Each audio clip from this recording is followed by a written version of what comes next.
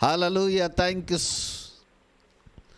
सर्वप्रथम परमेश्वर पिता, परमेश्वर पुत्र, प्रभु यीशु मसीह और परमेश्वर पवित्र आत्मा के नाम को सारा आदर, सारा सम्मान, सारा गौरव देते हैं और इस समय हम परमेश्वर के वचन को देते हैं। हालेलुया। जैसा कि हमने कहा, दिसंबर महीना क्रिसमस का महीना माना जाता है। क्रिसमस के महीने का मतलब है पुत्रत्व का महीना। सभी लोग बोलेंगे पुत्रत्व का महीना। इसको बिल्कुल भूलने का नहीं है।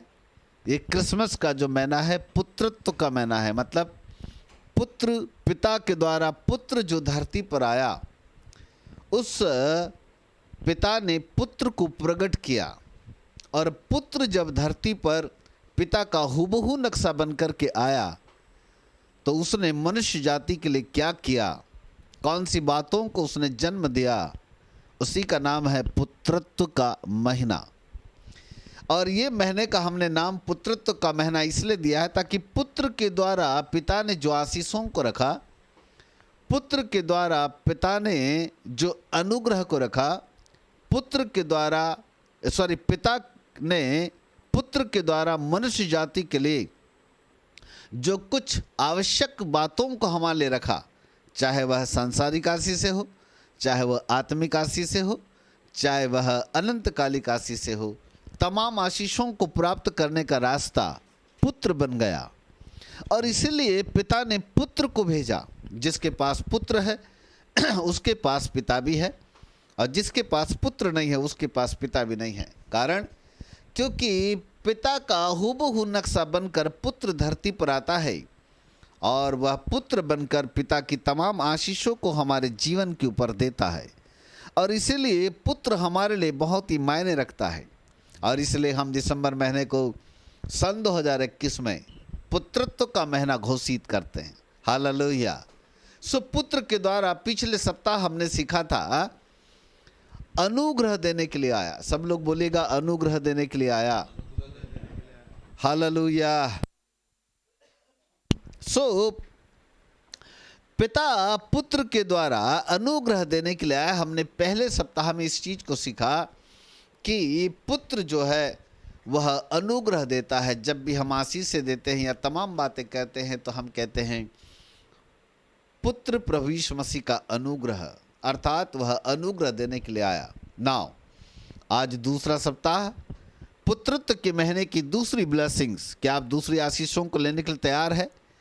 प्रथम सप्ताह की पहली आशीष थी अनुग्रह की आशीष। आज दूसरे सप्ताह में पुत्रत्व के द्वारा दूसरी ब्लेसिंग्स खुलने जा रही है।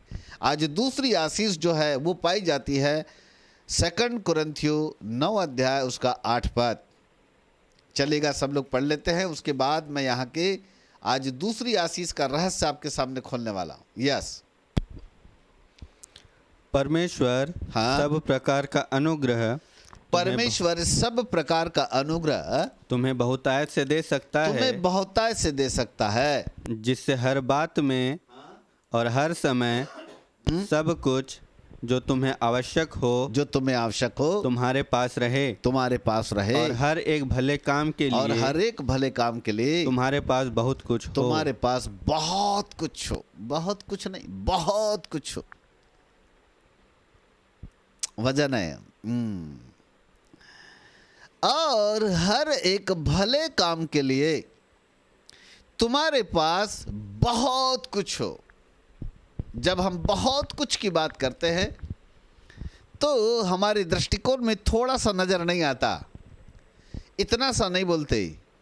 वो हमारी जो मानसिकता होती है, हमारा दिमाग होता है, जब हम बहुत कुछ बोलते हैं तो ऐसा लगता है हमारा हाथ अपने आप बड़ा हो जाता है। ऐसा लगता है कि परमेश्वर बहुत कुछ देने वाला है जिसकी सीमा ही नहीं है। वहाँ हम सीमाओं में नहीं बांधते, हमारी सीमाएं बढ़ जाती है। हालेलुया। सब लोग बोलेंगे बहुत कुछ, बहुत कुछ हमारे पास हो। परमेश्वर हमको थोड़ा मोड़ा देने के लिए नहीं, वो बहुत कुछ देने के लिए। एक और पद पढ़ते हैं, फिर बाद में मैं इस पद में फिर आ जाता हूँ। यूहन्ना रचित सुसमाचार 10 अध्याय और उसका 10 पद। The gospel of John chapter 10 verse 10 10 10 John 10 10। Yes, यूहन्ना 10:10। यस। चोर किसी और काम के लिए नहीं, परंतु केवल चोरी करने और घात करने और नष्ट करने को आता नाश है। करने के लिए आता है। मैं इसलिए आया पर यीशु मसीह कहता है कि मैं इसलिए धरती पर आया कि वे जीवन पाएं और बहुतायत से पाएं। बहुतायत का जीवन पाए। हालेलुया। सब लोग बोलेंगे बहुतायत का जीवन पाएं, बहुतायत का जीवन पाएं। हालेलुया। यहाँ पर हम 2 कुरिन्थियों 9:8 को भी हम पढ़ रहे थे, यूहन्ना 10:10 को भी पढ़ रहे थे। यीशु मसीह ने कहा कि मैं इसलिए आया हूँ कि लोग जीवन पाएं और बहुतायत का जीवन पाए। जब हम 2 कुरिन्थियों 9:8 में आते हैं तो यहाँ पर भी लिखता है, हर एक भले काम के लिए तुम्हारे पास बहुत कुछ हो, मतलब बहुतायत से हो। बहुत कुछ का मतलब है बहुतायत से। सब लोग बोलेंगे बहुतायत से। अब फिर से मैं 8 पद को पढ़ता हूं आपके लिए। परमेश्वर सब प्रकार का अनुग्रह तुम्हें बहुतायत से दे सकता है। सब लोग बोलेंगे बहुतायत से दे सकता है। सेकंड ब्लेसिंग्स, हेलो, पुत्रत्व के महीने की second blessings. Praise God, hallelujah. पुत्रत्व के महीने की पहली आशीष अनुग्रह की आशीष है। वो पिछले सप्ताह हमने देखा। सेकंड वीक में हमारे लिए स्वर्ग दूसरी आशीषों को खोल रहा है, और स्वर्ग मानो दूसरी आशीषों को इस समय जो खोल रहा है वो दूसरी ब्लेसिंग्स है, बहुतायत के अनुग्रह की आशीष। सब लोग बोलेंगे बहुतायत का अनुग्रह। जोर से बोलेंगे बहुतायत का अनुग्रह। Hallelujah, praise God. ये बहुतायत का अनुग्रह है जहां पर परमेश्वर हमको बहुतायत से सब कुछ हमको बहुतायत से देना चाहता है, ताकि हमारे पास भले कामों के लिए बहुत कुछ हो। मेरे प्रिय प्रभु के बाल को, दिसंबर महीना क्रिसमस का महीना, और इसको हमने पवित्र आत्मा की प्रेरणा से घोषित किया। जब पवित्र आत्मा ने कहा कि बेटा ये दिसंबर का महीना पुत्रत्व का महीना होगा, तब मैंने पिछले सप्ताह पुत्रत्व के महीने की परिभाषा दिया और आप सबको कहा कि ये क्यों नहीं, पुत्रत्व का महीना सबसे पहले हमको अनुग्रह की आशीष देगा।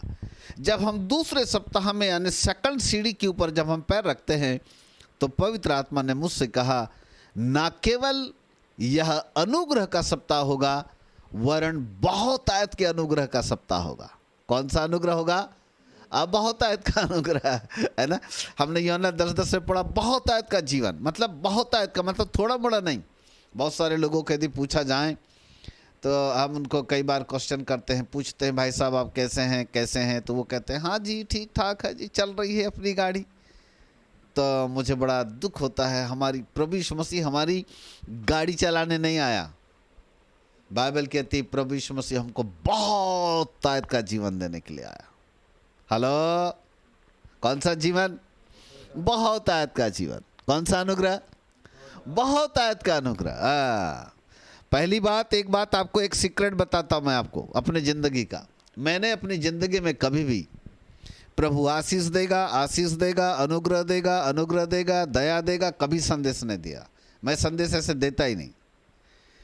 जब हम परमेश्वर के नक्शे कदम पर चलते हैं, ब्लेसिंग्स, अनुग्रह, एवरीथिंग हमारे पास होती है, सब कुछ हमारे पास होता है, बहुतायत से होगा। परंतु मैं यदि कभी किसी प्रकार से अनुग्रह और बहुतायत के अनुग्रह को खोल रहा हूं, इसका मतलब है कि वास्तव में 2021 को विदा करने से पहले परमेश्वर हमें बहुतायत के अनुग्रह की ब्लेसिंग्स हमको प्रदान करेगा। और ये बहुतायत की ब्लेसिंग्स क्या है, बहुतायत का अनुग्रह क्या है, बहुतायत का जीवन क्या है, कैसे परमेश्वर बहुतायत के अनुग्रह को हमारे लिए देगा? पुत्र के द्वारा। पुत्रत्व का महीना नंबर 1 अनुग्रह की आशीष को लेकर के आया। नंबर 2 इस सप्ताह हमारे लिए है बहुतायत के अनुग्रह की आशीष को लेकर आ रहा है। ना केवल अनुग्रह वरन बहुतायत का अनुग्रह। बहुतायत का अनुग्रह। सब लोग बोलेंगे बहुतायत का अनुग्रह। प्रेज गॉड, हालेलुया, बहुतायत का अनुग्रह। पुत्र प्रभु यीशु मसीह के विषय में हम केवल इतना जानते हैं, वह अनुग्रह देने आया, अनुग्रह देने आया, अनुग्रह देने आया, अनुग्रह देने आया। परंतु बाइबल हमको सिखाती है बहुतायत का जीवन और बहुतायत का अनुग्रह भी देने के लिए आया। तो बहुतायत का अनुग्रह किन लोगों के लिए है? आखिरकार पुत्र प्रभु यीशु मसीह को परमेश्वर ने धरती के ऊपर जो भेजा, वो पहली ब्लेसिंग के लिए भेजा, अनुग्रह की ब्लेसिंग्स। दूसरी ब्लेसिंग्स जो है बहुतायत के अनुग्रह की ब्लेसिंग्स, थोड़ा मोड़ा अनुग्रह नहीं, बहुतायत का अनुग्रह। वो अपने बच्चों को केवल अनुग्रह देने के लिए नहीं आया, परंतु पुत्र प्रभु यीशु मसीह अपने बच्चों को बहुतायत का अनुग्रह यानी बहुतायत का जीवन देने के लिए आया। वो छोड़ा मोड़ा जीवन देने नहीं आया, वो छोटा सा जीवन देने के लिए नहीं आया, वो छोटे छोटे अनुग्रह देने के लिए नहीं आया। बाइबल कहती है वो बहुतायत का अनुग्रह देने के लिए आया। सो बहुतायत का अनुग्रह किसके लिए? किसके लिए? फिर एक बार मैं आपको बता दूं, यदि हम ये सोचें कि मैं रविवार के दिन चर्च जाता हूं, प्रभु की आराधना करता हूं, प्रभु की भक्ति करता हूं और पादी साहब से बहुत प्यार भी करता हूं, चर्च ईमानदारी से जाता हूं, तो शायद बहुतायत का अनुग्रह मेरे लिए है। तो मैं आपको बताऊं, जी नहीं, ये सत्य नहीं है। तो फिर सच्चाई क्या है? ये बहुतायत का अनुग्रह किन लोगों के लिए है? चलिए आज हम रहस्य खोलते हैं। एक बार जोरदार ताली प्रभु के लिए। Praise God. बहुतायत का अनुग्रह नंबर 1, बहुतायत का अनुग्रह परमेश्वर उन लोगों के लिए प्रदान करता है, नंबर 1, जो परमेश्वर से प्रेम करते हैं। जो परमेश्वर से प्रेम करते हैं, जिनके जीवन के अंदर परमेश्वर के प्रति अपार प्रेम है, वे लोग बहुतायत के अनुग्रह को प्राप्त करते हैं। परमेश्वर से प्रेम, सभी लोग बोलेगा परमेश्वर से प्रेम करना। बाइबल ऐसा कहती है, हमने प्रेम नहीं किया परंतु परमेश्वर ने हमसे प्रेम किया। उत्पत्ति 3:16 में लिखा है, परमेश्वर ने सारे जगत से प्रेम किया और ऐसा प्रेम किया, ऐसा प्रेम किया कि उसने अपना इकलौता पुत्र हमको दे दिया। इतना अटूट प्रेम किया। लेकिन परमेश्वर ये भी तो चाहता है कि जैसा प्रेम परमेश्वर ने हमसे किया, वैसा ही प्रेम हम भी अपने परमेश्वर के साथ करें। जब परमेश्वर ने अब्राहम को देखा कि 100 साल की उम्र में अब्राहम को एक बालक दिया, तो अब्राहम रात और दिन, रात और दिन, रात और दिन इसहाक इसहाक इसहाक इसहाक और इसहाक का ही नाम लेता रहा। वो खाना खाता इसहाक के साथ, सोता था इसहाक के साथ, उठता तो इसहाक के साथ, नहाने जाता बाथरूम में तो इसहाक के साथ, खेलता कूदता इसहाक के साथ। इसहाक के बिना उसको नींद नहीं आती। रात और दिन उसके दिमाग के अंदर इसहाक इसहाक इसहाक। थोड़ी देर के लिए उसका बेटा इसहाक यदि कहीं गायब हो जाता तो अब्राहम का दिल बेचैन हो जाता और वह रात और दिन केवल और केवल इसहाक इसहाक को ढूंढता रहता। उसकी पूरी ज़िंदगी इसहाक के ऊपर थी। और क्यों ना हो, बुढ़ापे के दिनों में 100 साल की उम्र में यदि किसी व्यक्ति को एक संतान मिल जाए, एक बेटा मिल जाए, तो ये स्वाभाविक वो अपने बेटे से बहुत ज़्यादा प्यार करेगा। अब्राहम अपने बेटे को बहुत ज़्यादा प्यार करने लगा था। और जब खुदा ने देखा कि जब से मैंने अब्राहम को इसहाक नामक बेटा दिया है, तो इसहाक तो अब्राहम जो है ना, मेरा नाम कम लेता है, इसहाक का नाम ज़्यादा लेता है। आजकल लगता है अब्राहम को इसहाक देकर के मैंने गलती कर दिया हूँ। खुदा को ऐसा फील हुआ। इसलिए 22 अध्याय के पहले पद में परमेश्वर ने ऐसे कहा, उत्पत्ति 22:1, वहाँ खुदा अब्राहम से ऐसे कहता है। जरा चलिए तो जरा पढ़ते हैं उसको। हाँ, इन बातों के पश्चात ऐसा हुआ कि परमेश्वर ने अब्राहम से यह कहकर उसकी परीक्षा की। अब्राहम की परीक्षा की। हे अब्राहम, हे अब्राहम, उसने कहा, देख मैं यहाँ हूँ। देख मैं यहाँ हूँ।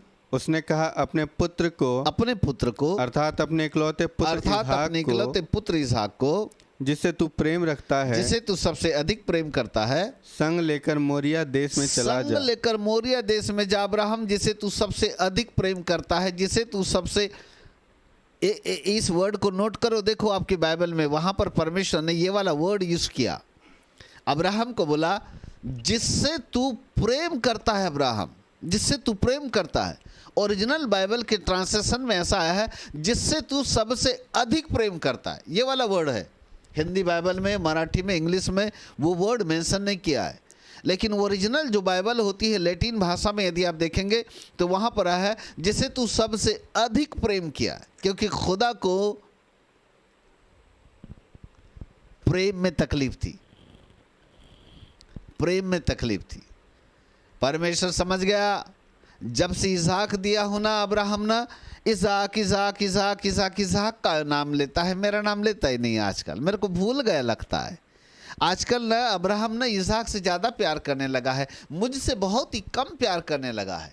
इसलिए खुदा अब्राहम को एक बात कहता है, परीक्षा लेकर के कहता है, अब्राहम अब्राहम एक काम कर, तो अपने इकलौते पुत्र को जिसे तू सबसे अधिक प्रेम करता है उस पुत्र को लेकर के जा, मोरिया देश के मोरिया पहाड़ पर जाना और वहां पर जाकर मेरे निमित्त उसको तू बलिदान कर देना, बलिदान कर देना।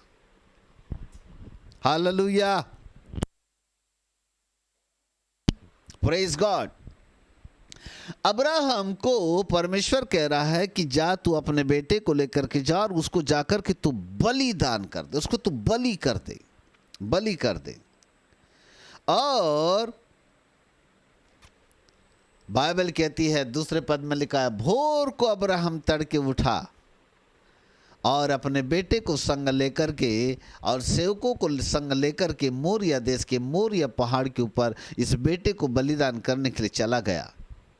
3 दिन की यात्रा, अथक यात्रा के बाद जब वो मोरिया पहाड़ उसको दूर से दिखा, तब अपने बेटे को लेकर वह पहाड़ के ऊपर चढ़ जाता है और साथ में लकड़ियाँ भी ले लेता है। दोनों बाप बेटे मिलकर के एक वेदी बनाते हैं परमेश्वर के लिए। मासूम बच्चा पूछता है, अब्बा अब्बा हमारे पास लकड़ी भी है, आग भी है, लेकिन बलि करने के लिए कोई बछड़ा है क्या, कहाँ पर है, कोई मेमना है क्या? तब अब्राहम कहता है, बेटा चल तो सही ऊपर, परमेश्वर उपाय करेगा। दोनों बाप बेटे मिलकर वेदी बनाते और फिर अब्राहम अपने बेटे को ही वेदी के ऊपर लिटा देता है और वह तलवार निकालता है जिससे कि वह अपने बेटे का बलि कर दे। जैसी वह तलवार अपने बेटे के ऊपर निकाल उठाता है, खुदा की आवाज आती है, अब्राहम अब्राहम रुक जा, इस बेटे की तू हानि मत कर, रुक जा अब्राहम। अब्राहम मैं जान गया कि तू अपने बेटे से बढ़कर मुझसे प्रेम करता है, मैं जान गया तू अपने बेटे से बढ़कर मुझसे प्रेम करता है अब्राहम, इसलिए अपने बेटे की हानि मत कर, उसे तो छोड़ दे, मैं तो केवल तेरी परीक्षा ले रहा था। मेरे प्रिय प्रभु के बाल को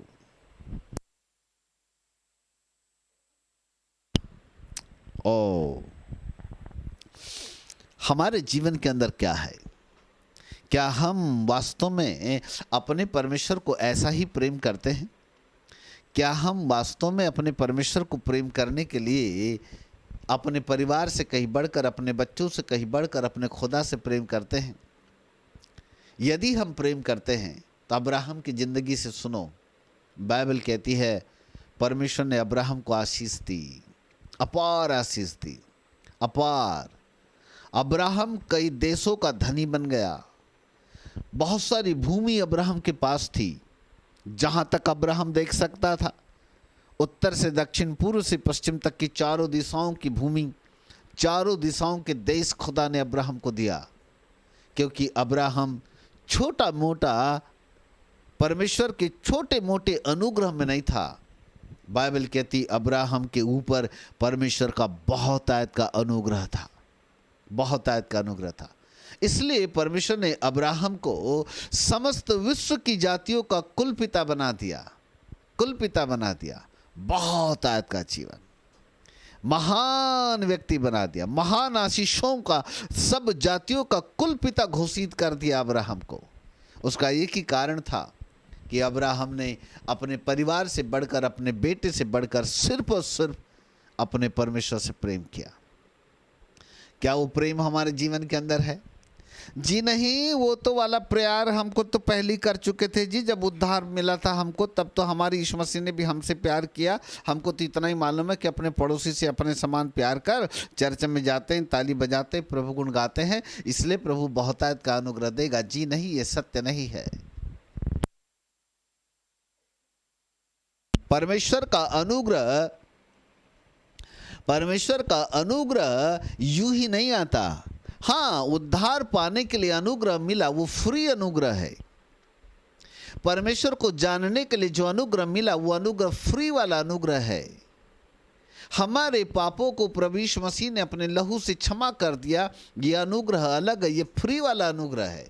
इस अनुग्रह के लिए कोई कीमत अदा नहीं करनी पड़ती, क्योंकि यह अनुग्रह यूहन्ना 3:16 के अनुसार परमेश्वर ने समस्त पृथ्वी के लोगों के लिए रखा हुआ है। समस्त पृथ्वी के लोग इस अनुग्रह का पालन कर सकते हैं, इस अनुग्रह में आ सकते हैं, उनके लिए कोई दिक्कत नहीं है, क्योंकि पुत्र यीशु मसीह का लहू केवल हमारे लिए नहीं परंतु पूरे जगत के लोगों के लिए बहाया गया है। इसलिए परमेश्वर का वो अनुग्रह जो फ्री में आता है, जिसके द्वारा हमारे पाप क्षमा होते हैं, हम उद्धार को प्राप्त करते हैं, हम यीशु मसीह को जान लेते हैं, हम प्रभु के करीब आ जाते हैं, यह अनुग्रह बिल्कुल अलग है। ये परमेश्वर का अनुग्रह जिसके द्वारा हमने यीशु मसीह को जाना, यीशु मसीह के द्वारा हमारे पाप क्षमा हुए, हमने उद्धार को प्राप्त किया, ये फ्री वाला अनुग्रह है। परंतु ओरिजिनल अनुग्रह अलग है, कुछ पाने वाला अनुग्रह अलग है। प्रथम सप्ताह अनुग्रह की ब्लेसिंग को हमने देखा। ये दूसरा सप्ताह पुत्रत्व के महीने में परमेश्वर हमको बहुतायत के अनुग्रह की बात कर रहा है। और बहुतायत का अनुग्रह जो अब्राहम के ऊपर था, उसका एक ही कारण था कि अब्राहम ने अपने परिवार से, अपने पुत्र से कहीं बढ़कर, अपने इकलौते पुत्र से कहीं बढ़कर केवल और केवल उसने अपने परमेश्वर से प्रेम किया। यही कारण था अब्राहम के ऊपर बहुतायत के अनुग्रह की वर्षा हो गई। मेरे प्रिय प्रभु के बालकों, क्या वो वाला प्रेम हमारे हृदय के अंदर है? कामपुरता वाला प्यार, रविवार दिन जाएंगे वाला प्यार, आराधना चलो जी नहीं तो पादी साहब डांटेंगे वो वाला प्यार, प्यार नहीं है। इसे प्रेम नहीं कहते। कई लोग है ना, चर्च में नहीं जाने के 101 बहाने लेकर के अलग हो जाते हैं। नहीं जी, आज हमारे घर में मेहमान आया था इसलिए आज चर्च नहीं जाना है। आज हमारे घर में पानी नहीं आया जी, इसलिए आज चर्च नहीं जाएंगे। आज कोई दूसरा काम था जी, इसलिए चर्च नहीं जाएंगे। मेरे गुरुजी कहते हैं, नहीं आने के 1001 बहाने, 1001 बहाने हमारी जिंदगी में परमेश्वर के अनुग्रह को रोक देते हैं। मानो हम उन आशीषों को रोक रहे हैं जो आशीष से परमेश्वर ने हमारे लिए रखी हुई है। ना अनुग्रह, ना बहुतायत का अनुग्रह।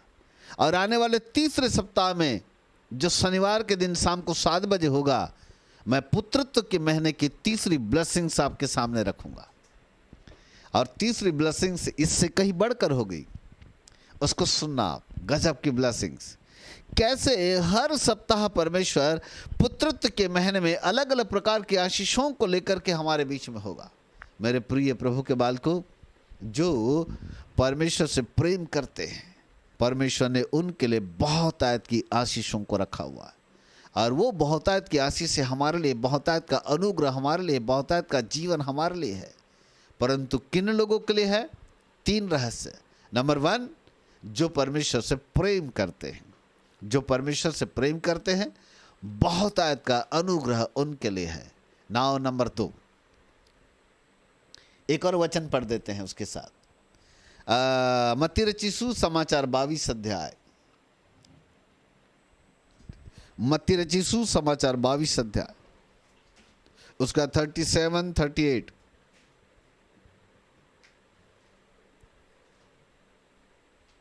यस। अंत में उसने अपने पुत्र को उनके पास यह सोचकर भेजा कि वे मेरे 22 अध्याय नहीं, तुम 21 पढ़ रहे हो।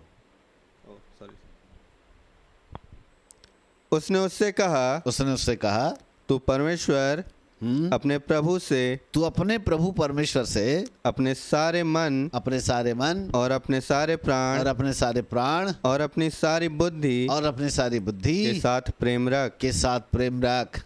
बड़ी और मुख्य आज्ञा तो यही है। बड़ी और मुख्य आज्ञा यही है। हालेलुया। तू अपने प्रभु परमेश्वर से संपूर्ण प्राण, संपूर्ण शक्ति से, संपूर्ण बुद्धि से प्रेम कर। यही सबसे बड़ी आज्ञा है। बाइबल कहती है खुदा से प्यार नहीं तो कुछ भी नहीं। कैसा वाला प्यार? बलिदानी प्रेम। बलिदानी प्रेम जहां अपने परिवार को भी दांव पर लगा दो परंतु खुदा की मोहब्बत हमारे जीवन से अलग न होने पाई। ऐसा वाला प्रेम, अटूट प्रेम, ऐसे वाले प्रेम से परमेश्वर प्रसन्न होता है। और जब वो वाला प्यार होगा उसी प्रेम में परमेश्वर हमको अद्भुत बहुतायत का अनुग्रह प्रदान करेगा। जो अब्राहम को मिला वो बहुतायत का अनुग्रह परमेश्वर ने मेरे लिए और आपके लिए, हम सब के लिए रखा हुआ है ताकि हम उस बहुतायत के अनुग्रह को प्राप्त कर सकें। मेरे प्रभु के बाल को बहुतायत का अनुग्रह उन लोगों के लिए है जो परमेश्वर से प्रेम करते, अपार प्रेम करते हैं, सब कुछ दांव पर लगा कर प्यार करते हैं। धन संपत्ति परिवार जो कुछ हमारा उसको त्याग कर परमेश्वर से प्रेम करते हैं। वही प्रेम हमारे लिए मायने रखता है। और जब वो प्रेम हमारे पास में होगा परमेश्वर का अपार अनुग्रह हमारा इंतजार कर रहा होगा। बोलो यीशु प्रभु की जय। हालेलुया। नाउ सेकंड पॉइंट, प्रेरितों की किताब the book of apostles chapter 20, प्रेरितों की किताब अध्याय 20। और पहले मैं पढ़ूंगा और उसके बाद मैं आपको बताऊंगा कि बहुतायत का अनुग्रह किन लोगों के लिए है। प्रेरितों की किताब 20 अध्याय 17 से लेकर 24। यस। उसने मिलेतुस से इफिसुस में कहला भेजा। हाँ, इफिसुस में कहला भेजा। प्रेरित पौलुस की बात हो रही है। प्रेरित पौलुस ने इफिसुस के लोगों को खबर दिया और कलीसिया के प्राचीनों को बुलवाया। जब वे उसके पास आए तो उनसे कहा, जब इफिसुस को लोग प्रेरित पौलुस के पास आए तो प्रेरित पौलुस ने उनसे कहा, तुम जानते हो कि पहले ही दिन से जब मैं आसिया नगर में पहुंचा मैं हर समय तुम्हारे साथ किस प्रकार से रहा। आगे पढ़ते जाओ। अर्थात बड़ी दीनता से और आंसू बहा कर और उन परीक्षाओं में और उन कठिन परीक्षाओं में भी जो यहूदियों के षड्यंत्र के कारण मुझ पर आई थी। मैं प्रभु की सेवा करता ही रहा।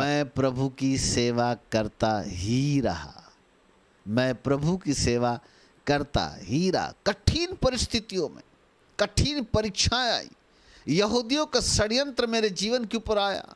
वो कहता मैं बड़ी दीनता के साथ, वो कहता मैं आंसू बहा कर, कई विपत्ति मेरे जीवन के ऊपर आई। यहूदियों ने षड्यंत्र रचकर मुझको पथराव करने की कोशिश किया। वो कहता है कई बार मैंने बेतें खाई, कई बार मैंने कोड़े खाया, कई बार मैं षड्यंत्र का शिकार बन गया, कई बार मैंने दुख उठाए, कष्ट उठाया, तकलीफ उठाकर मैंने प्रभु की सेवकाई की। आगे पढ़ते हैं। और जो बातें तुम्हारे लाभ की थी उनको बताने और लोगों के सामने और घर घर सिखाने से कभी न झिझका। वो कहता है मैं कभी नहीं झिझका। वरन यहूदियों सिखाने के लिए कभी नहीं झिझका। आगे वरन यहूदी और यूनानियों के सामने गवाही भी देता रहा कि परमेश्वर की ओर मन फिराना, कि परमेश्वर की ओर से मन फिरा और हमारे प्रभु यीशु मसीह पर विश्वास करना चाहिए। वो कहता है मैं गवाही भी देता रहा, यहूदियों को गवाही देता रहा, यूनानियों को गवाही देता रहा, घर घर जाकर लोगों को मैं सिखाता रहा। कहता है। आगे पढ़ते हैं 24 तक। अब देखो मैं आत्मा में बंधा हुआ यरूशलेम को जाता हूँ। तब प्रेरित पौलुस अपने उन अखिया के तमाम लीडर्स लोगों को बताता है और उनको कहता है कि देखो मैं अब बंधा हुआ, मतलब सेवकाई से बंधा हुआ, मैं प्रभु के प्रेम से बंधा हुआ, मैं प्रभु की सेवकाई से बंधा हुआ, मैं यरूशलेम को जाता हूँ और नहीं जानता हाँ कि वहाँ मुझ पर क्या क्या बीतेगा। और मुझे नहीं मालूम कि अब यरूशलेम में मैं जाऊंगा तो वहाँ पर मुझ पर क्या क्या बीतेगा, क्योंकि उसको मालूम था कि वो समय आ गया कि यहूदी लोग मुझको पकड़ेंगे और मुझको वहाँ पर मारेंगे, मुझको पथराव किया जाएगा। वो कहता है मुझको जेल में डाला जाएगा, उसको मालूम था, इसलिए बोलता है मैं नहीं जानता कि मुझ पर वहाँ पर क्या क्या बीतेगा, परंतु मैं बंधा हुआ, मतलब मैं आत्मा से बंधा हुआ, सेवकाई से बंधा हुआ, परमेश्वर के प्रेम से बंधा हुआ, मैं यरूशलेम की ओर जाता हूँ। आगे पढ़ो। केवल यह कि हाँ पवित्र आत्मा हाँ हर नगर में गवाही दे देकर हाँ मुझसे कहता है, हर नगर में जब मैं गवाही देता हूँ तो वहाँ पर पवित्र आत्मा मुझसे कहता है कि बंधन और क्लेश तेरे लिए है। बंधन और क्लेश तो पौलुस तेरे लिए पक्का। बंधन और क्लेश तेरे लिए है पौलुस। आगे पढ़ो। परंतु मैं अपने प्राण को कुछ नहीं समझता। इसे कहते प्रेम। यहाँ पौलुस कहता है मैं अपने प्राण को कुछ नहीं समझता कि उसे प्रिय जानूं, कि उससे मैं अपने प्राणों को मैं प्रिय जानूं, अपने प्राणों को प्यार करूं, ऐसा मैं कुछ नहीं समझता। वरन यह कि वरन मैं ये समझता हूँ मैं अपनी दौड़ को हाँ और उस सेवा को पूरी करूं जो मैंने परमेश्वर के अनुग्रह से सुसमाचार पर गवाही देने के लिए प्रभु यीशु से पाई है। प्रभु यीशु मसीह से पाई है। अंत में वो कहता है और उस सेवा को मैं पूरी करूं जो सेवा मैंने परमेश्वर के अनुग्रह से प्रभु यीशु मसीह के द्वारा पाई है, उस सेवा को मैं पूरा करना चाहता हूं। पौलुस यहां पर कहता है, और पौलुस कहता है उस सेवा को जो मैंने परमेश्वर के अनुग्रह से पाई है, अनुग्रह से पाई है। हालेलुया। मेरे प्रिय प्रभु के बाल को ध्यान से सुनेगा। बहुतायत का अनुग्रह नंबर 1 किन लोगों के लिए है? जो परमेश्वर से प्रेम करते हैं। नंबर 2 बहुतायत का अनुग्रह परमेश्वर पिता की ओर से पुत्र प्रभु यीशु मसीह के द्वारा उन लोगों के लिए है जो कठिन परिस्थितियों में भी बड़ी दीनता से आंसू बहा बहा कर, कष्ट उठा उठा कर, परीक्षाओं में भी, अन्य जातियों के षड्यंत्रों के बावजूद भी, उनको नहीं मालूम कि आने वाला भविष्य मेरा क्या होगा, आने वाले कल के समय में मुझ पर क्या बीतेगा, ये नहीं मालूम, परंतु वो प्रभु यीशु मसीह के प्रेम और सेवकाई में बंध जाए, ऐसा व्यक्ति अपार अनुग्रह को प्राप्त करेगा। वो व्यक्ति प्राप्त करेगा जो प्रभु यीशु मसीह के बहुतायत के अनुग्रह के द्वारा सेवा को प्राप्त करेगा। बड़ा लंबा बोला मैंने, अब धीरे शॉर्ट बताता हूँ। बहुतायत का अनुग्रह उन लोगों के लिए है, नंबर 1 जो परमेश्वर से प्रेम करते हैं। बहुतायत का अनुग्रह उन लोगों के लिए है जो यीशु मसीह की सेवा करते हैं। जोरदार ताली प्रभु के लिए। Hallelujah, praise God, hallelujah. हम तो सुबह होती है ना तो ऊपर देखते हैं, कहते खुदा बाप आज तेरा बहुतायत का अनुग्रह कैसे आएगा बताओ ना। तो प्रभु कहता है बेटा चिंता मत कर, देख आश्चर्यकर्म तेरे जीवन के ऊपर बहुतायत का अनुग्रह आएगा। तब हम केवल ऊपर देखते हैं। और जब सूर्य निकलता है ना, ये जब सूर्य निकलता है ना, मैं जैसे ही उठता हूं ना तो मैं सूर्य को देखता हूं। अन्य जाति के लोग भी सूर्य को देखते हैं, जानते क्यों? वो दंडवत करते, नमस्कार करते, सूर्य को प्रणाम करते हैं, सूर्य निकल गया बोल के। मैं सूर्य को प्रणाम नहीं करता, मैं सूर्य को कमांड करता हूं, आज्ञा देता हूं। जैसी मेरी आंख खुलती है ना तो मैं खिड़की खोल करके सबसे पहले सूर्य की तरफ देखता हूं। जानते क्यों? क्योंकि मैं सूर्य को आज्ञा देता हूं और मैं सूर्य को कहता हूं सुन बेटा सूर्य, परमेश्वर का बहुतायत का अनुग्रह मुझ पर है, और यदि तू आज निकला है तो तू इसलिए निकला है कि तू मेरी आवश्यकताओं को पूरा करेगा, इसलिए तू निकला है, क्योंकि मुझ पर परमेश्वर का अपार अनुग्रह, बहुतायत का अनुग्रह है। इसलिए ऐसा कोई भी दिन नहीं जिस दिन मुझे किसी भी प्रकार की समस्याओं का सामना करना पड़े। मुझे क्या खिलाना है, मुझे क्या पिलाना है, क्या खिलाना है, क्या कपड़े पहनाना है, मेरी कौन सी आवश्यकता है। ये निकलने वाला सूर्य मेरी हर एक आवश्यकता को पूरा करता है। इसे कहते हैं बहुतायत का अनुग्रह। हालेलुया। सब कुछ बहुतायत से हो, आपके पास एवरीथिंग बहुतायत से हो, सब कुछ बहुतायत से हो, भले कामों के लिए बहुतायत से हो। इसलिए बाइबल कहती है ये बहुतायत का अनुग्रह नंबर 1 उन लोगों के लिए है जो परमेश्वर से प्रेम करते, अपने परिवार से कहीं बढ़कर। बलिदानी प्रेम बोलो उसको, त्याग करने वाला प्रेम। मम्मी मम्मी पप्पा पप्पा के पीछे चलते रहे ऐसा वाला प्यार नहीं, बलिदानी प्रेम। अब्राहम अपने देश, अपने कुटुंब, माता पिता, घर द्वार, जमीन जायदाद, भूमि संपत्ति सब कुछ छोड़ और निकल जा खाली हाथ। अब्राहम कहता है सैल्यूट मेरे खुदा, आज्ञा तेरी सिर आंखों पर। अब्राहम ने सब कुछ छोड़ दिया और वह सब कुछ छोड़ छाड़ करके अपने परमेश्वर के पीछे लग गया। उसे कहते हैं बहुतायत का अनुग्रह करने वाला प्रेम। वो था प्रेम।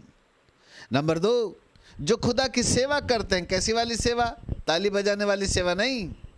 पौलुस की जिंदगी से सीखो वो सेवा जहां पर दीनता से आंसू बहा बहा कर, कष्ट उठा उठा कर पौलुस ने सेवाएं किया। वो कहता है कई बार मैंने परीक्षाओं का सामना किया, यहूदियों का इस षड्यंत्र मेरे जीवन के ऊपर आए, तब भी मैंने अपनी सेवकाई को बंद नहीं किया। वो कहता है कई लोगों का षड्यंत्र मुझ पर आए ताकि वो मुझको मारने की कोशिश करे, तब भी मैंने अपनी सेवाओं को बंद नहीं किया। हाँ, मैं आत्मा में बंधा हुआ हूँ, जहाँ जहाँ जाता हूँ, जहाँ जहाँ गवाही देता हूँ, जहाँ जहाँ मैं संदेश देता हूँ, वहीं पर कष्ट और क्लेश मेरा इंतजार करते हैं, तब भी वो कहता है मैंने अपनी सेवकाई को बंद नहीं किया। आजकल तो सेवक लोगों को पूछा जाए तो कहते सब कंफर्ट जोन चाहिए, हमको तो आराम की ज़िंदगी चाहिए, जब तक हमको कम से कम 10-20 हज़ार रुपया पर महीने का नहीं दोगे तो सेवा नहीं करेंगे। तो खुदा बाप बोलता है बेटा तू सेवा नहीं कर रहा है, फिर तो तेरी नौकरी हो गई है। तो सेवा का मतलब सेवा होता है, नौकरी नहीं होती। सेवा का मतलब होता है कष्ट उठाना। पौलुस कहता है मैं कष्ट उठाता हूँ, जहाँ जहाँ मैं जाता हूँ वहाँ पर क्लेश और कष्ट मेरा इंतजार करते हैं। वो अखिया के लीडर्स लोगों को बुला के कहता है देखो मैं यहाँ से यरूशलेम की ओर जा रहा हूँ, पता नहीं वहाँ पर क्या होगा, मुझ पर क्या बीतेगा मुझे नहीं मालूम, परंतु हाँ जाना जरूरी है। ऐसा नहीं कि मुझे मालूम है वहाँ पर लोग मुझको मारेंगे तो मैं न जाऊँ। वो कहता है नहीं, जाना तो है, जाना तो है, काम तो खुदा का करना है, क्योंकि मैं उस सेवा के लिए बंधा हुआ हूँ। वो कहता है मैं बंधा हुआ हूँ, मैं पिता के साथ वाचा में बंधा हुआ हूँ, मैंने अपने परमेश्वर के साथ वाचा बांधी है कि मैं ये सेवा को करूँगा। वो उस सेवकाई के लिए अपने आप को बांध के रखा हुआ है। और इसलिए प्रेरित पौलुस कहता है मुझ पर परमेश्वर का बड़ा अनुग्रह है कि परमेश्वर ने मुझको अपनी सेवा के लिए, सेवकाई के लिए चुना है। वो कहता है मैं अपनी दौड़ को पूरा करना चाहता हूँ। वो कहता है मैं अपने प्राणों को प्रिय नहीं जानता, भले ही मेरी जान चली जाए, मेरे प्राण निकल जाए, लेकिन मैं उस परमेश्वर की सेवकाई को कभी नहीं छोड़ूंगा।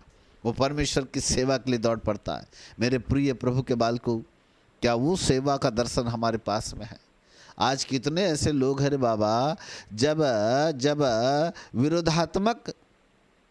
विरोधी तत्व के लोग, विरोधात्मक गवर्नमेंट जब बैठती और कानून बनाती है, कई संस्थाओं के एफसीआर बंद हो गए, और बहुत सारी संस्थाओं के जब एफसीआर बंद हो गए तो बहुत सारे सेवकों का दाना पानी बंद हो गया। और जब बहुत सारे सेवकों का दाना पानी बंद हो गया तो उन्होंने सेवा को छोड़ करके पान की दुकान खोल करके बैठ गए। क्या इसे सेवा कहते हैं? सेवा का मतलब पैसा नहीं होता, सेवा का मतलब सेवा होता है। जब हम सेवकाई के लिए कूद पड़ते हैं, हम नहीं देखते कि हमारे प्राण निकलेंगे या रहेंगे, हम नहीं देखते कि हमको खाने को मिलेगा कि नहीं मिलेगा, हम नहीं देखते कि हमको वहाँ पर क्या मुसीबतें आएगी। मेरे प्रिय प्रभु के बालकों, आज से 30 साल पहले जब मैंने अपने सेवकाई को शुरू किया था, तब मैं साइकिल की यात्रा करता था। 60-60 kilometre, 70-70 kilometre per day cycle से चलता था। कई बार दिन भर हमको चाय भी नसीब नहीं होती थी, खाने की तो बात ही छोड़ दो, चाय नसीब नहीं होती थी। हमने कभी ऊपर वाले से शिकायत नहीं की कि हे प्रभु आज हमको खाना नहीं मिला, चाय नहीं मिली, कैसे हम चलेंगे। फिर भी एक एक साइकिल का पैडल मारते मारते गांव में सुसमाचार सुना सुना के हम सेवकाई करते रहे, कभी शिकायत नहीं की ऊपर वाले से। बारिश के दिनों में साइकिल का एक हाथ में हैंडल होता था और एक हाथ में छतरी यूं पकड़ करके हमने साइकिल चला चला कर प्रभु की सेवकाई करना शुरू किया। वो सेवकाई जिसका प्रतिफल परमेश्वर ने आज दिया। खुदा बाप अपनी सेवकाई के लिए बुलाता है तो बहुत आयत का अनुग्रह देता है। कुछ दिन कष्ट के होते हैं, रिस्क लेना होता है। जब परमेश्वर की सेवा कार्य के लिए अपने आप को समर्पित कर देते हैं, परमेश्वर रास्ता निकालना चालू कर देता है। इसलिए पौलुस की ये बातें मुझको बड़ी अच्छी लगती है। वो कहता है बड़ी दीनता से आंसू बहा पाहा पर उन परीक्षाओं में भी यहूदियों ने कई षड्यंत्र मुझ पर रखे, उसके कारण जो मुझ पर षड्यंत्र आए, वो कहता है मैं रुका नहीं, वरन मैं प्रभु की सेवा करता ही रहा, करता ही रहा, करता ही रहा, सेवा में करता ही रहा। इसी का नाम सेवा है। कितने ही विपत्ति क्यों ना आए, कितने ही कष्ट क्यों ना आ जाए, कितने ही दुख क्यों ना आ जाए, किसी मनुष्य की ओर देख करके नहीं, खुदा की ओर देख करके चले। जहाँ हरी झंडी मिलती है वहाँ तो कोई भी सेवा कर लेता है, पर जहाँ रूखा सूखा हो वहाँ सेवा करना सीखो, उसका नाम सेवा है। हालेलुया। जब मैं मुंबई आया, एक व्यक्ति ने मुझको 40,000 का ऑफर किया, 40,000 दूंगा हर महीना, गाड़ी और फ्लैट दूंगा अलग से। मैंने कहा सलाम भाई साहब, नहीं जमेगी आपकी मेरी, आपके 40,000 पैरों के नीचे। पैसों के लिए हम सेवा करने के लिए मुंबई नहीं आए, हम तो जिस दर्शन के साथ खुदा ने भेजा है उस दर्शन को हम पूरा करने के लिए आए।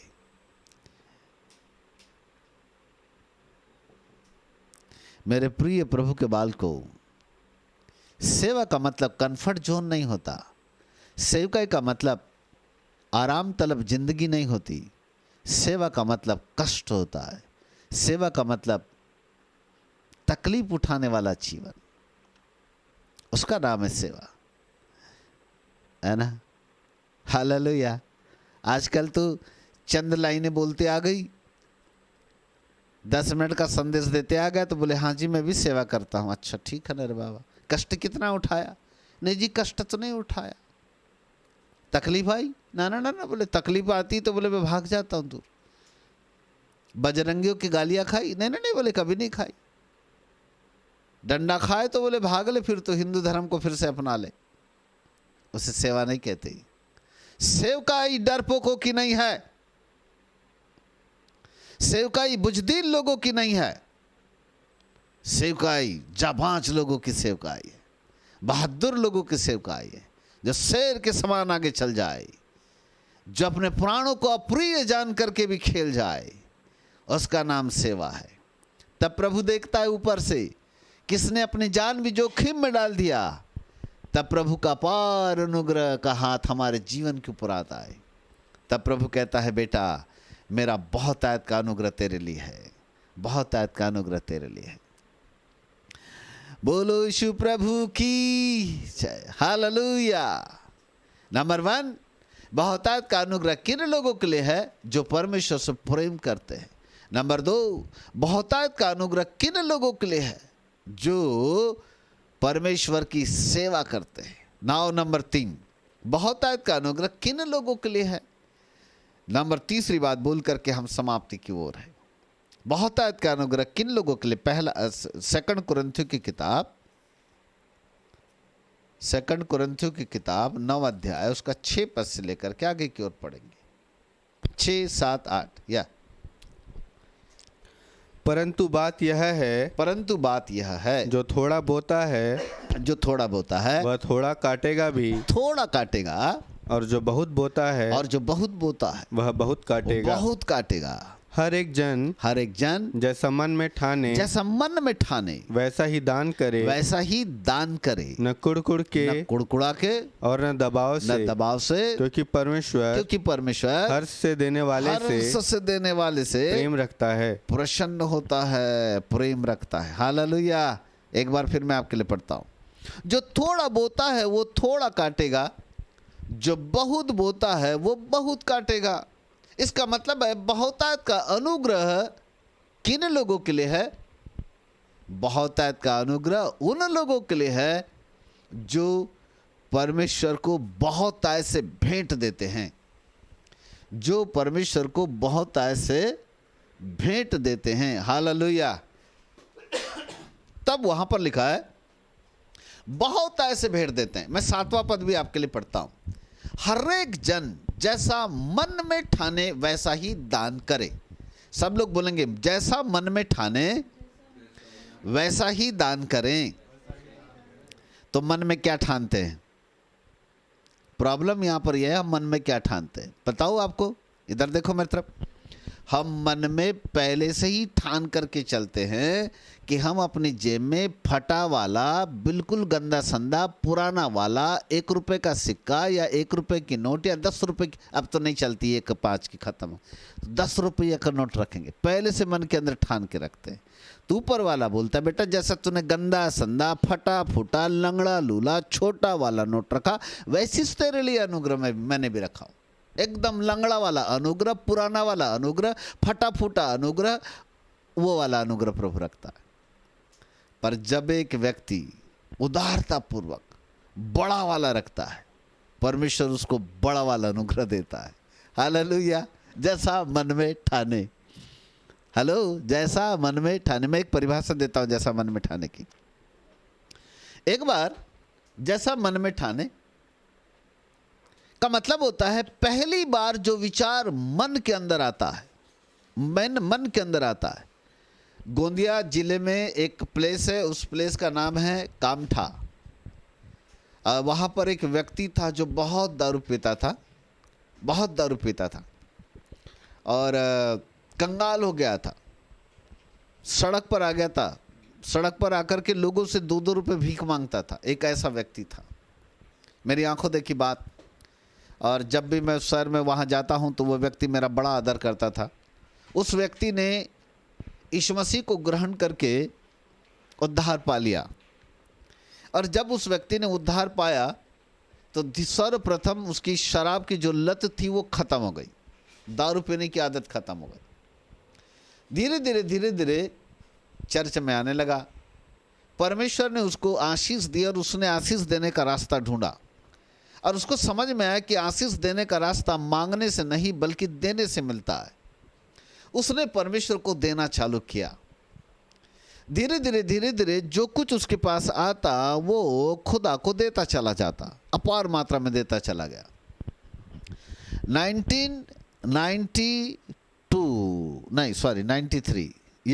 1993 में एक बड़ा सेमिनार उस व्यक्ति ने अपने बल पर उसने कामठा शहर में करवाया और उस शहर में वक्ता के रूप में मैं था पहला। 1993 की बात कर रहा हूँ। तब उस व्यक्ति ने कहा कि जो भी इस सेमिनार में खर्च आएगा, 3 दिन खाना पीना खिलाना, वो मैं खिलाऊंगा। उस व्यक्ति ने पूरे बड़े आदर सम्मान के साथ हमारी सेवाएं की और जितने भी लोग उस सेमिनार में उस व्यक्ति ने अपने पास से खिलाया। तब मैंने कहा यह अनुग्रह आपके ऊपर कैसा? तो उसने कहा सर मैंने एक चीज़ सीखा, मेरे पास जो कुछ है वो प्रभु का है, इसलिए मैं प्रभु को उदारता पूर्वक देता हूँ। और बोले यही कारण है कि प्रभु ने मुझको भी उदार पूर्वक दिया है। मैंने कहा बहुत बहुत धन्यवाद प्रभु, आपको और अधिक आशीष दे। तब मैंने कहा कि आपकी देने की क्षमता क्या है? तो उसने कहा जब भी कभी ऑफरिंग की थैली आती है तो बोले मैं अपना हाथ अपने जेब में डालता हूँ और मेरे पूरे हाथ में जितने मेरी मुट्ठी में आ जाए उतने बोले मैं नोट अपने जेब से निकालता हूँ और पूरा का पूरा बोले मैं भेंट की थैली में डाल देता हूँ। मैंने शाबाश रे, मैंने कहा उदार प्राणी, मैंने कहा ये तेरी देने की क्षमता है। तब धीरे धीरे जब मैं कुछ दिनों के बाद गया तो पता चला उसके पास 20 एकड़ जमीन है, जमीन थी उस समय, अभी तो बढ़ गई होगी। और उसके घर में 5 ट्रैक्टर थे और 8-10 नौकर थे खेती करने के लिए। और अभी 2 साल पहले मैं उनके घर गया था, वहाँ कामठा, उन्होंने बड़ा आदर सम्मान भी किया, वहाँ पूरा खाना उसने अभी भी खिलाया। और वहाँ पर उस व्यक्ति से मुलाकात हुई और पिछले साल वो व्यक्ति जो है प्रभु में सो गया, चला गया। कोरोना से नहीं, पूरी एज में चले गए, वो अपनी पूरी उम्र के बाद चले गए। अभी बाल बच्चे उनके, लेकिन खूब सारा धन दौलत प्रभु ने उसको दिया, बहुत आयत का अनुग्रह। उसकी एक ही बात थी, वो कहता था, मैंने बोले मन में ठाना कि मुझको ये करना है, मतलब करना है। मन में ठाना कि मुझको ये देना है, मतलब देना है। यही उसकी आशीष थी। बहुतायत का अनुग्रह उनको मिलता है जो बहुतायत से बोते हैं। हाबिल और कैन दोनों भाई थे, लेकिन बाइबल ऐसा कहती है कैन अपनी भूमि की कुछ फसल लेके आता था, थोड़ी सी फसल। कैन अपनी भूमि की थोड़ी सी फसल प्रभु के पास लेके आता था, लेकिन हाबिल अपने भेड़ बकरियों के कई पहलेठो लेकर के आता था, कई पहलेठे बच्चे लेके आता था और उन बच्चों को प्रभु के लिए अर्पण कर देता था। हाबिल उदार था, उदार पूर्वक देने वाला व्यक्ति था, बहुतायत से देने वाला व्यक्ति था। कैन एक नंबर का कंजूस आदमी, बड़ी धन संपत्ति में से थोड़ा सा ला करके देने वाला व्यक्ति था। और यही कारण है कि बहुतायत का अनुग्रह कैन पर नहीं आया, हाबिल पर आया। कैन जलने लगा, अपने भाई से जलसी रखा और एक दिन कैन ने अपने भाई हाबिल की हत्या कर दी। और जब उसके भाई हाबिल का लहू बहाया गया तब परमेश्वर धरती के ऊपर उतर के आया और कैन को आवाज देता, कैन ये तूने क्या किया? तूने अपने भाई हाबिल की हत्या कर दी। देख तेरे भाई हाबिल का लहू मुझे पुकार रहा है, मुझको पुकार रहा है। क्योंकि हाबिल के ऊपर परमेश्वर का बहुतायत का अनुग्रह था। तब नए नियम में इब्रानियों के 12वें अध्याय में पौलुस हाबिल के लहू की चर्चा करता है और कहता है हम उस लहू के पास आए हैं, हम उस उत्तम लहू के पास आए हैं जो हाबिल के लहू से भी उत्तम बातें करता है। यीशु मसीह के लहू की तुलना हाबिल के लहू से हो गई। इसका मतलब है अपार अनुग्रह जो यीशु मसीह के ऊपर है वही बहुतायत का अनुग्रह हाबिल के माध्यम से मिला, हाबिल के ऊपर था। Praise God. इसे कहते हैं हर एक जन जैसा मन में ठाने वैसी दान करे, न कुड़कुड़ के न दबाव से, हर्ष से, खुशी से देने वाले से परमेश्वर प्रेम करता है। जब भी आप दें प्रभु को दें, कुड़कुड़ के नहीं, दबाव से नहीं, दबाव से नहीं, हर्ष से देना सीखें, हर्ष से दें। प्रभु को कभी भी दबाव से ना दे, खुशी से देना चालू करें, हर्ष से देना चालू करें। और जब आप हंसी खुशी के साथ, आनंद के साथ में देते हैं, परमेश्वर का अपार अनुग्रह, बहुतायत का अनुग्रह आपके जीवन के ऊपर आता है। हालेलुया। तब बाइबल कहती है 8वें पद में, परमेश्वर सब प्रकार का अनुग्रह तुम्हें बहुतायत से दे। सब प्रकार का अनुग्रह यानी बहुतायत का अनुग्रह तुम्हें बहुतायत से दे, कि जिससे हर बात में, हर समय सब कुछ जो तुम्हारे लिए आवश्यक है तुम्हारे पास रहे, और हर एक भले कामों के लिए तुम्हारे पास बहुत कुछ हो। हर एक भले कामों के लिए तुम्हारे पास बहुत कुछ हो। हालेलुया। मेरे प्रिय प्रभु के बालकों, बहुतायत का अनुग्रह हमारे भले कामों के लिए, बहुत कुछ करने के लिए है, ताकि आप बहुत कुछ परमेश्वर के राज्य के लिए कर सकें। हम परमेश्वर के राज्य के लिए 3 बातें, नंबर 1 हमें परमेश्वर से प्रेम करने की ज़रूरत है, नंबर 2 हमें परमेश्वर की सेवा करने की ज़रूरत है, नंबर 3 हमें परमेश्वर के लिए बहुतायत से देने की ज़रूरत है। जो बहुतायत से देता है वो बहुतायत के अनुग्रह को पाता है। जो क्लेश और विपत्ति और कष्ट में दुख के साथ खुदा की सेवा करता है, परमेश्वर का बहुतायत का अनुग्रह उसके ऊपर होता है। हालेलुया। जब हम मुंबई आए, 8x6 की खोली में थे, छोटी सी पीतल का स्टोव होता था जिसको अपन हवा मार मार के खाना बनाते थे। वहीं सोते थे, वहीं खाना बनाते थे। इतना सा बड़ा बाथरूम था, वहाँ पर नहाते थे, हाथ टकराते थे, छिल जाता था बदन।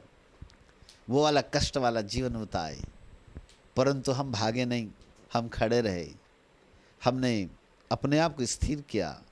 उन कठिन परिस्थिति में भी हम रहे। उन कठिन परिस्थिति में एक व्यक्ति, प्रभु का एक बड़ा भारी व्यक्ति मिला। उसने कहा, सर अब आप मेरे हिंदी चर्च के लिए आप मेरे पास आ जाओ, मेरे साथ जुड़ जाओ, मैं आपको 40,000 रुपये पर महीना दूंगा, एक गाड़ी दूंगा, एक फ्लैट भी दूंगा, मेरे साथ आ जाओ। मैंने 3 दिन दुआएं किया। प्रभु ने बोला तू क्या यहाँ नोट कमाने आया है कि यहाँ दर्शन के साथ सेवा करने आया है? मैंने कहा प्रभु सेवा करने आया। तो बोले तू क्यों किसी की संस्था में जाके नौकरी करना चाहता? छोड़ उसको, तू गुलाम नहीं है, तू स्वतंत्र का बेटा है, गुलामी मत कर, क्योंकि गुलामी तेरे ब्लड में नहीं है। मैंने तुझको स्वतंत्र होने की सेवकाई के लिए दर्शन दिया है। मैंने कहा प्रभु मुझसे गलती हो गई, क्षमा करे। मैं 40,000 को बोला भाई साहब आपके 40,000 आपको मुबारक हो। मुझे प्रभु ने दर्शन को पूरा करने के लिए मुंबई भेजा है, मैं अपने उस दर्शन को पूरा करूंगा। वो व्यक्ति बड़ा प्रभावित हुआ। उसने कहा मैंने ऐसा पहला व्यक्ति देखा जिसने 40,000 को बोले ठुकरा दिया। मैंने सन 2009 की बात है ये, ध्यान से सुने मेरी बात। बोले 40,000 को मैंने बोले ठुकराते हुए से पहले आदमी को देखा। कोई और होता तो बोले मान लेता। बोले मैं आपको सर सैल्यूट करता हूँ। वो व्यक्ति मुझकी सराहना की। आज यदि मैं उसके 40,000 में होता तो शायद ये बड़ी सेवाएं मेरे हाथ में ना होती, क्योंकि खुदा ने मुझे किसी गुलामी की नौकरी करने के लिए नहीं भेजा, खुदा ने मुझको सेवा करने के लिए भेजा। मेरे प्रिय प्रभु के बाल को, इसलिए प्रभु का अपार अनुग्रह, बहुतायत का अनुग्रह मुझ पर है।